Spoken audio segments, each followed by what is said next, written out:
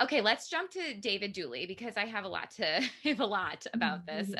I actually had seen this story somewhere Okay. else before previously, but learned a lot more listening to your episode. So, just as a reminder, this was a case about Michelle Mockbee, who was found dead in her workplace in May of 2012.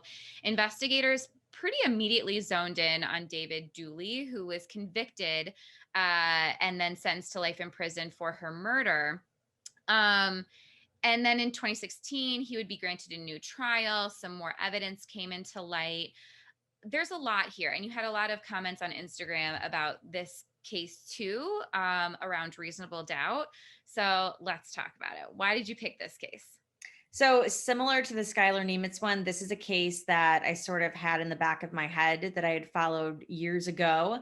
And when a new trial was ordered for him, is when I, was keeping my eye on it and knew that I wanted to cover it. Interestingly, this was a really difficult case to get information about, aside from the fact that Law and Crime did record their trial feed of his retrial. So aside from that, it was really difficult. My Freedom of Information Act request was actually turned down multiple times. So not really sure why that was. But yeah, it was an intriguing case, and I was like, nope, I'm going to plug ahead, and we're still going to do it. So just one that always fascinated me and that I was following myself. Okay, so what do you think? What's your opinion? So, well, first of all, there's a few things I just kind of want to touch on here. So, this case is a mess. And that's another reason why I made me want to cover it. So, David Dooley was convicted. Then, this mysterious surveillance video surfaces that the defense says it never saw.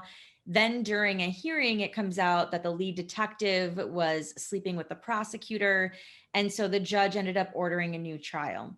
Now, how it came out that the prosecutor was sleeping with the lead detective is that during that hearing, during cross examination, David's attorney, I believe her name is Deanna Dennison, straight up asked the detective if they had been having an affair. And the detective first tried saying that they were just friends. Then he tried saying it was none of her business.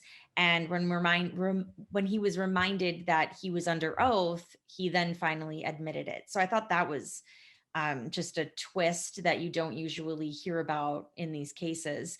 But then while, awaiting a new trial for murder, and something else that I did just kind of talk about briefly in the episode, I didn't get into like too much into it. And mostly that's because I don't have the information regarding it. But while awaiting that new trial, he was charged with child pornography offenses.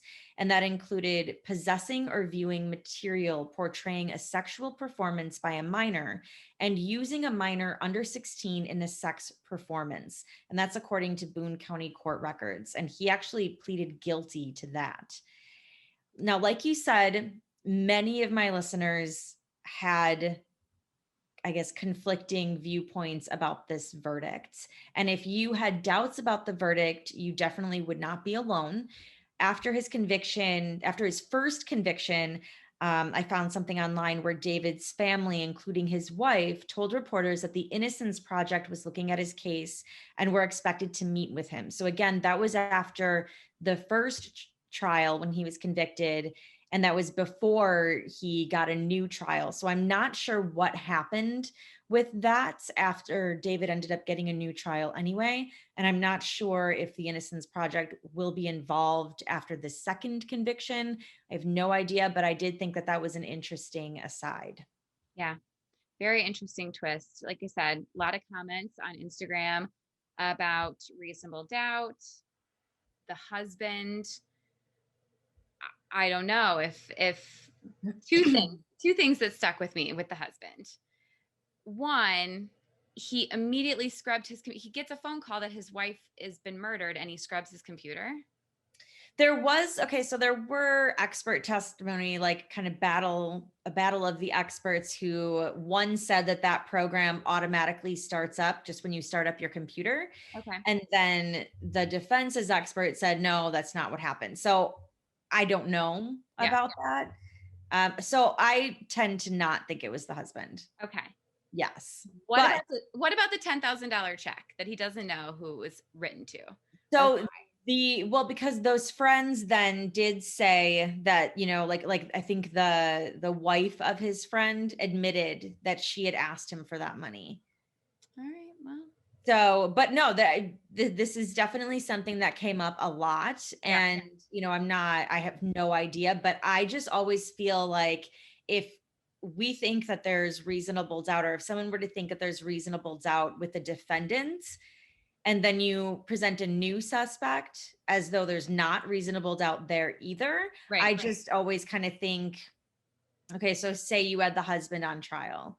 Yeah. Like, how would you, I guess, feel then? You know what I mean? Yeah. So I just kind of feel like there wasn't, in my opinion, I don't think I could have voted guilty for David Dooley because of the reasonable doubt. And because just for me, I mean, unless I'm 100% sure and I'm on a jury, I couldn't do it. I could not, sentence somebody. But yeah, that's kind of how I feel about it. Well, you asked an Instagram poll on the verdict, and so 67% agreed with the verdict and 33% disagreed. So a similar breakdown from the Skylar Nemitz case of agree versus disagree, but an interesting split there. Yeah. Now, so the interesting part of it is because for me, it's like, it's hard to say, do you agree with the jury? Because I feel like there's always two ways to look at that question. Right. Like how I think about it anyway. I always think about it, if I were on the jury, how would I have voted hearing this evidence? Yeah. And that's different for me than, do I think he's guilty? Right. Do you know what I mean? Yeah, absolutely. So it's like, personally, I do think that he is the likely suspect, and I do think that he's guilty, but I don't know that the prosecution was able to prove it. That's just kind of what I think. So looking at it that way, what are your thoughts on that? Do you think that he, like, personally, do you feel that he is probably guilty? And how would you vote if you were on the jury? Is it different or is it the same? I think that not everything was presented accurately at trial, maybe, because I'm kind of taking this other look at the husband. It clouds it a little bit for me. So I would say it wasn't proven with beyond a reasonable doubt for me. Right. And what that says too is that the defense was successful in presenting this alternative suspect. Right. Or suspects, because I believe there was also another warehouse worker that they were pointing at as well. So that just says that, at least it got through to, a few people. Yeah. Well, we'll probably have some updates on that in future episodes, since there's some ongoing stuff happening there. Yeah, maybe. Well, no. So see, the Innocence Project was after the first conviction. So I have no idea if anything is going to happen now after the second one. I mean, 2 juries did find him guilty after hearing the prosecution's case. So